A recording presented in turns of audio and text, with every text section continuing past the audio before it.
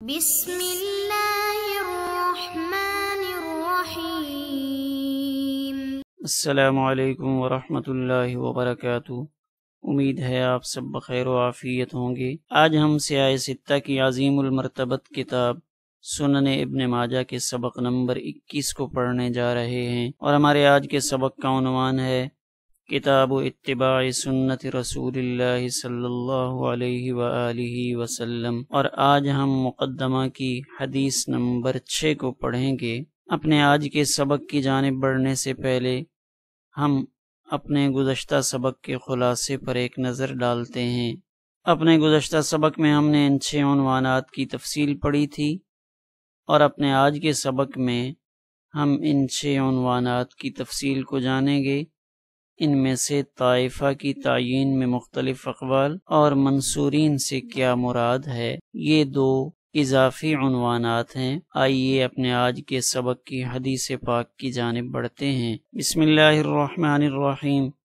کتاب اتباع سنت رسول اللہ صلی اللہ علیہ وآلہ وسلم۔ وبہ قال حدثنا محمد بن بشار العبدی قال حدثنا محمد بن جعفر قال حدثنا شعبة عن معاوية بن قرة عن أبيه قال قال رسول الله صلى الله عليه وآله وسلم لا تزال طائفة من أمتي منصورين لا يضرهم من خذلهم حتى تقوم الساعة أو كما قال صلی اللہ علیہ وآلہ وسلم۔ آئیے اب ہم حدیث پاک کے ترجمہ کو دیکھتے ہیں۔ حضرت قرہ سے روایت ہے کہ رسول اللہ صلی اللہ علیہ وآلہ وسلم نے ارشاد فرمایا کہ ایک گروہ میری امت میں سے ہمیشہ نصرت خداوندی میں رہے گا، جو انہیں بے مدد چھوڑ دے وہ ان کا کچھ نہیں بگاڑے گا یہاں تک کہ قیامت قائم ہو۔ اب ہم اس حدیث پاک کے روات پر ایک نظر ڈالتے ہیں۔ اس حدیث پاک کے پہلے راوی محمد ابن بشار، دوسرے محمد ابن جعفر، تیسرے شعبہ، چوتھے معاویہ ابن قرہ، اور 5ویں حضرت قرہ رضی اللہ تعالی عنہ ہیں۔ روات حدیث کے مختصر احوال۔ ان میں سے پہلے راوی محمد ابن بشار ابن عثمان العبدی ابو بکر البصری، جن کا لقب بندار ہے۔ امام عجلی فرماتے ہیں کہ یہ ثقہ ہیں، 10ویں طبقہ سے تعلق رکھتے ہیں، سن 252 ہجری میں وفات پائی۔ اس سند کے دوسرے راوی محمد ابن جعفر حذلی ابو عبداللہ البصری کی کنیت سے معروف ہیں، جو حضرت شعبہ کے ربیب ہیں اور غندر کے نام سے معروف ہیں۔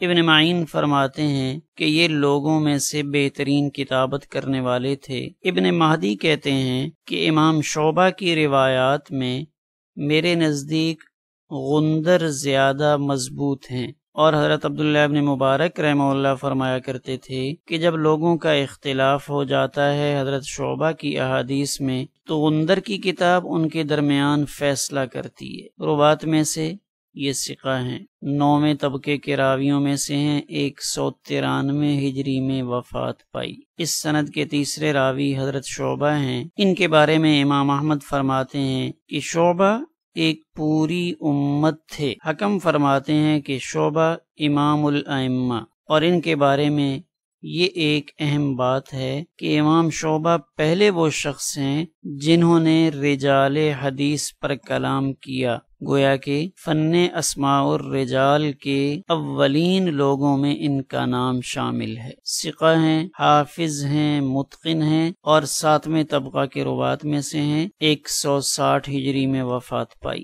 شعبہ سے متعلق تھوڑی سی تفصیل یہاں شارح نے نقل کی ہے۔ سیاہ ستہ میں شعبہ کے نام سے 3 راوی روایات نقل کرتے ہیں۔ ان میں سے پہلے تو یہی امام مشہور ہیں جن کا ہم نے ابھی تذکرہ کیا، اور ان کی روایات تمام کتابوں میں موجود ہیں۔ دوسرے شعبہ ابن دینار الکوفی ہیں، لا باس بہ، یعنی ان کی روایات کے اندر بھی کوئی حرج نہیں، اور ان کی روایت صرف امام نسائی نے لی ہے۔ اور تیسرے شعبہ ابن دینار الہاشمی، ان کی روایت صرف امام ابو داؤد رحمہ اللہ تعالی نے نقل فرمائی۔ تو یہ شعبہ نام کے 3 راویوں کا مختصر تعارف۔ اس سند کے چوتھے راوی حضرت معاویہ ابن قرہ ابن ایاس المزنی، ابن معین ان کے بارے میں فرماتے ہیں ثقۃ، امام عجلی، امام نسائی اور ابو حاتم یہ تینوں حضرات بھی ان کو ثقہ قرار دیتے ہیں۔ ابن سعد بھی یہی کہتے ہیں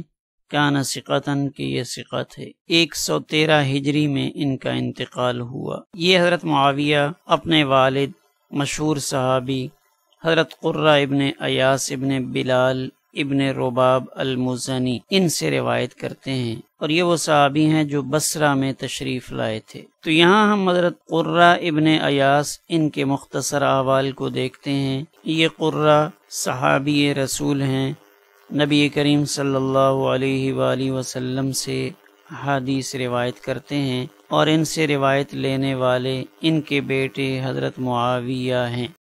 ابن عبد البر فرماتے ہیں کہ حضرت قرہ ابن ایاس رضی اللہ تعالی عنہ بصرہ میں تشریف لائے تھے، اور بصرہ میں ہی وہ رہائش پذیر ہو گئے، اور ان سے ان کے بیٹے کے علاوہ کسی اور نے روایت نہیں کی، اور اہل علم کہتے ہیں کہ ان کو قرہ ابن اغر بھی کہا جاتا تھا، اور یہ ازارقہ کے ساتھ جو لڑائی ہوئی تھی اس میں شہید ہوئے۔ ازارقہ یہ خوارج کا ایک متشدد فرقہ مانا جاتا تھا، اور حضرت قرہ رضی اللہ تعالیٰ عنہ کا تذکرہ امام بخاری رحمہ اللہ تعالیٰ نے کتاب الصلاۃ میں فرمایا ہے، اور آپ کی شہادت کی تاریخ ابن سعد، خلیفہ ابو عروبہ اور ابن حبان ان سب نے 64 ہجری بیان کی ہے، اور یہ 64 ہجری کا جو زمانہ ہے یہ سیدنا معاویہ رضی اللہ تعالی عنہ کے پوتے جس کا نام معاویہ تھا اس کا زمانہ خلافت ہے۔ اور امام بخاری رحمہ اللہ تعالی نے ان سے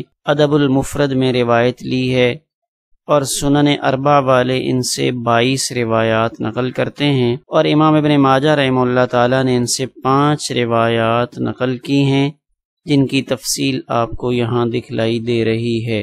اب ہم اس سند کے لطائف پر ایک نظر ڈالتے ہیں، تو اس میں سے پہلا لطیف نکتہ یہ ہے کہ یہ خماسیات مصنف میں سے ہے۔ دوسرا لطیف نکتہ یہ ہے کہ اس کے رجال سارے کے سارے صحیح ہیں، یعنی صحابی رضی اللہ تعالی عنہ ان کے علاوہ جتنے روات یہاں پہ منقول ہیں وہ سارے کے سارے صحیحین کے رجال ہیں، اس لیے کہ صحابہ سارے کے سارے عادل ہیں۔ اس لیے فن اسماء الرجال کے جو ماہرین ہے ان کا قلم صحابہ کرام سے متعلق نہیں چلے گا، بلکہ جو نچلے طبقات ہیں اس کے اوپر وہ اپنی رائے دیں گے۔ تیسرا نقطہ اس میں یہ ہے کہ اس میں بصرہ کے ثقہ راویوں کا تسلسل ہے۔ چوتھا نقطہ اس میں یہ ہے کہ بیٹے اپنے والد سے روایت کرتے ہیں۔ پانچواں نقطہ اس میں یہ ہے کہ اس حدیث پاک میں حدثنا کا لفظ بھی موجود ہے اور عنعنہ یعنی عن کا لفظ بھی موجود ہے۔ ایک بات یہاں پہ آپ دیکھ لیں گے جو کتابت کی غلطی ہے کہ یہ نمبر 1 ہے، پھر یہ نمبر 2 ہے، اور نمبر 3 کے بعد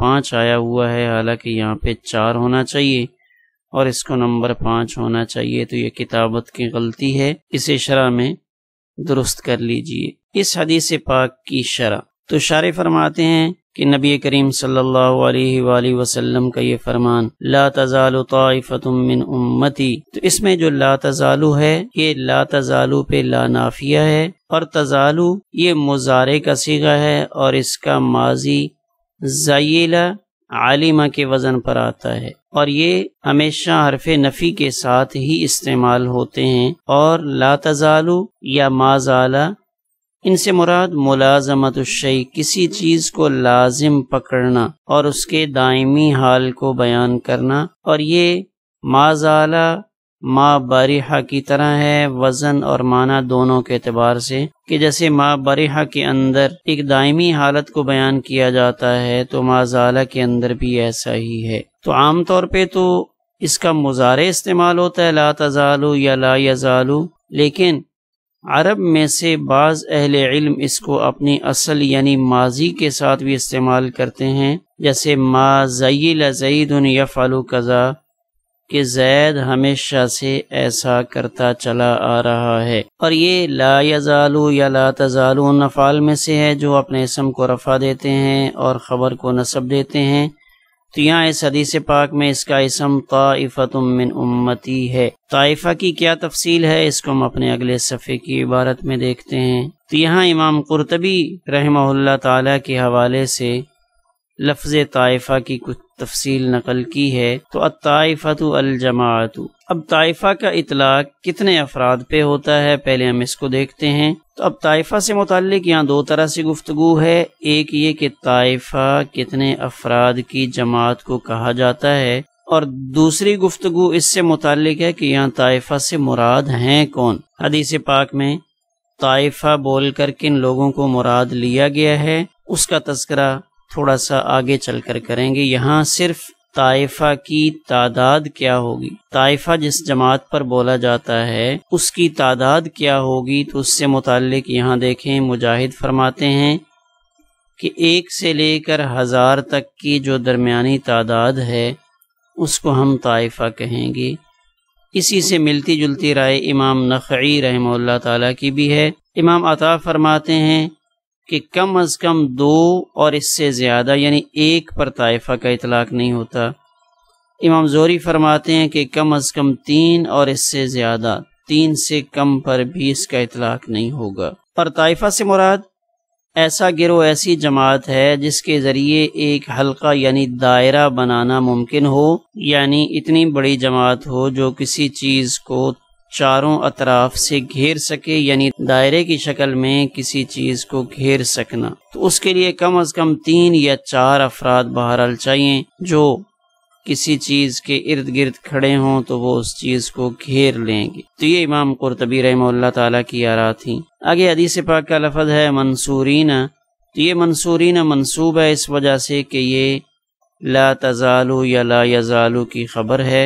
یہ منصورین کس پر ہوں گے؟ منصورین علی عدوہم، اپنے دشمن کے خلاف اللہ کی مدد کو حاصل کرنے والے ہوں گے۔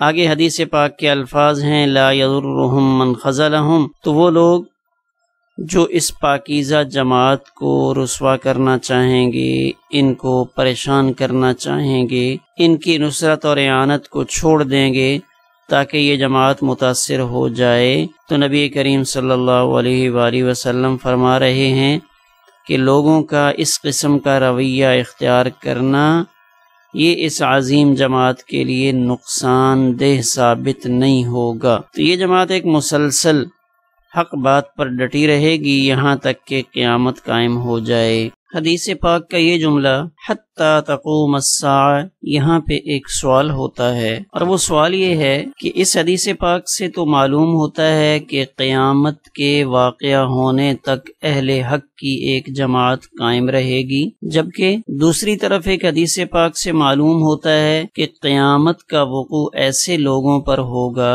جو شرار الخلق ہوں گے۔ یہ الفاظ آپ کو دکھلائی دے رہے ہیں۔ تو ان دونوں روایات کے درمیان ہم تطبیق کیسے دیں گے؟ یعنی اس روایت سے تو پتہ چلتا ہے جو ہم نے ابھی پڑھی اپنے سبق میں کہ قیامت تک ایک جماعت ایسی رہے گی جس کو اللہ کی مدد اور تائید حاصل ہوگی یہاں تک کہ قیامت آ جائے گی، جبکہ دوسری روایت جس کو ہم ابھی تفصیل سے دیکھتے ہیں اس روایت میں تو یہ تذکرہ ملتا ہے کہ قیامت کا وقوع ایسے لوگوں پر ہوگا جو مخلوق میں سے بدترین ہوں گے۔ تو اس دوسری روایت کا تذکرہ یہاں پہ شارح فرماتے ہیں کہ امام مسلم رحمہ اللہ تعالی نے اپنی صحیح میں فرمایا، اور وہ حدیث عبد الرحمن ابن شماس المہری سے منقول ہے۔ وہ کہتے ہیں کہ میں حضرت مسلمہ ابن مخلد کے پاس بیٹھا ہوا تھا، اور وہاں سیدنا عبداللہ ابن عمر ابن العاص رضی اللہ تعالیٰ عنہ بھی تشریف فرما تھے۔ تو وہاں حضرت عبداللہ نے یہ روایت بیان فرمائی لا تقوم الساعة الا على شرار الخلق، کہ قیامت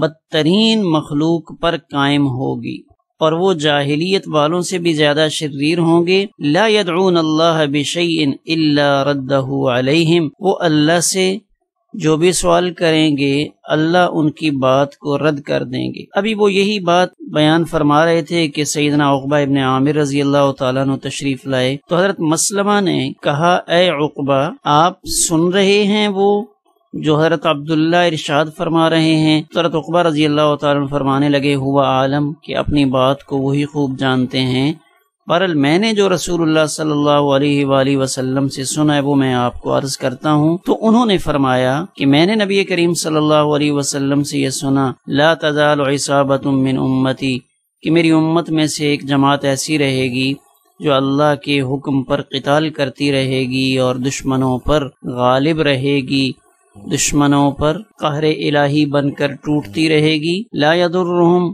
من خالفہم، اور جو لوگ ان کے بدخواہ ہوں گے وہ ان کو نقصان نہیں پہنچا سکیں گے یہاں تک کہ قیامت آ جائے گی۔ ابھی وہ یہاں پہنچے تھے تو آگے حضرت عبداللہ رضی اللہ تعالی عنہ نے فرمایا اجل ہاں بالکل یہاں تک تو ٹھیک ہے۔ پھر انہوں نے آگے الفاظ بیان فرمائے ثم یبعث اللہ ریحا کریح المسک، پھر اللہ تعالیٰ ایک ایسی ہوا بھیجیں گے جس ہوا کا چھونا ایسے ہوگا جیسے ریشم چھوتا ہے۔ تو وہ ہوا کیا کرے گی؟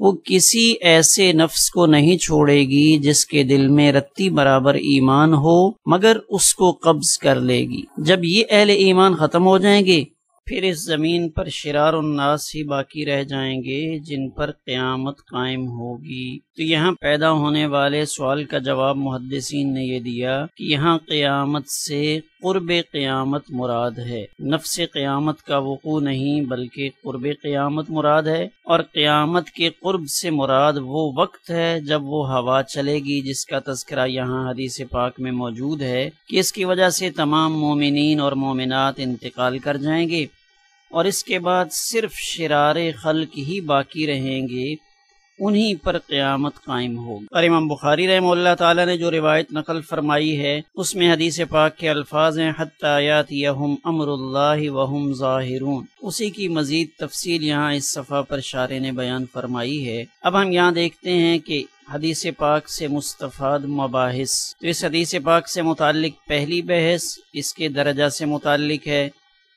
تو یہاں محدثین فرماتے ہیں کہ حضرت قرہ ابن ایاس رضی اللہ تعالیٰ عنہ کی حدیث یہ صحیح ہے، اور دوسری بحث اس حدیث پاک سے متعلق یہ ہے کہ ہمارے مصنف یعنی امام ابن ماجہ رحمہ اللہ تعالیٰ نے اس حدیث پاک کو کہیں اور بھی ذکر فرمایا ہے، اور ان کے علاوہ دیگر محدثین میں سے بھی کسی اور نے یہ حدیث نقل کی ہے یا نہیں۔ تو یہاں آپ دیکھ سکتے ہیں امام ترمذی، امام احمد ابن حنبل اور امام ابو داود طیالسی، ابن حبان، امام حاکم، خطیب بغدادی، ان سب نے اس حدیث پاک کو نقل کیا ہے۔ تیسری بحث اس حدیث پاک پر اس کے فوائد سے متعلق ہے کہ اس حدیث پاک سے کون کون سے فوائد اخذ ہوتے ہیں۔ ان میں سے پہلا فائدہ کہ اس میں نبی کریم صلی اللہ علیہ وآلہ وسلم کی سنت کی اتباع کی فضیلت بیان کی گئی ہے کہ اس طائفہ کو، اس گروہ کو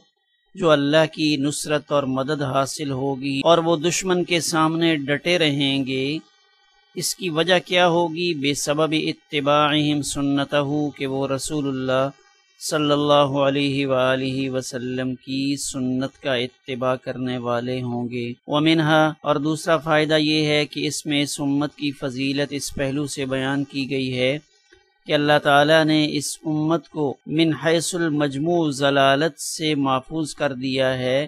ایسا نہیں ہوگا کہ ساری کی ساری امت کسی ایک وقت میں گمراہ ہو جائے اور ان میں سے کوئی بھی ہدایت پر نہ بچے، بلکہ ہمیشہ اس امت میں ایک جماعت ایسی رہے گی جو اللہ تعالیٰ پر ایمان رکھنے والی اور نبی کریم صلی اللہ علیہ وآلہ وسلم کی سنت پر چلنے والی ہوگی۔ حوادثات زمانہ اور بدلتے ہوئے احوال ان کے پاؤں میں تزلزل پیدا نہیں کر سکیں گے، بلکہ وہ جماعت حق پر ڈٹی رہے گی۔ تیسرا فائدہ کہ اس حدیث پاک میں اجماع کی صحت پر اشارہ موجود ہے کہ اہل سنت والجماعت کے ہاں جو 4 اصول ہیں، 4 بنیادی دلائل ہیں کہ قرآن مجید، احادیث مبارکہ، پھر اجماع امت اور پھر چوتھا قیاس، تو اس میں سے جو تیسری چیز ہے اجماع، اس پر دلیل یہ حدیث پاک ہے۔ امام نووی رحمہ اللہ تعالیٰ فرماتے ہیں کہ یہ حدیث پاک زیادہ مضبوط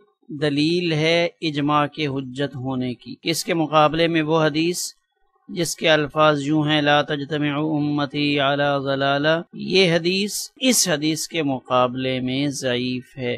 اس حدیث پاک سے حاصل ہونے والا چوتھا فائدہ یہ ہے کہ اس میں نبی کریم صلی اللہ علیہ وآلہ وسلم کا واضح معجزہ ہے کہ آپ نے یہ جو کیفیت بیان فرمائی، اس امت میں ایک جماعت ہمیشہ حق پر رہے گی، تو یہ وصف الحمدللہ ہر زمانے میں موجود رہا ہے، اب بھی موجود ہے، اور قیامت تک ایسی جماعت ہر دور میں موجود رہے گی۔ تو ہماری مقدمہ کی حدیث نمبر 6 کا پہلا حصہ اسی پر مکمل ہوا۔ اس حدیث پاک کی مزید تشریح، اس حدیث پاک کا خلاصہ اور تمرینی سوالات انشاءاللہ ہم اپنے آئندہ سبق میں پڑھیں گے۔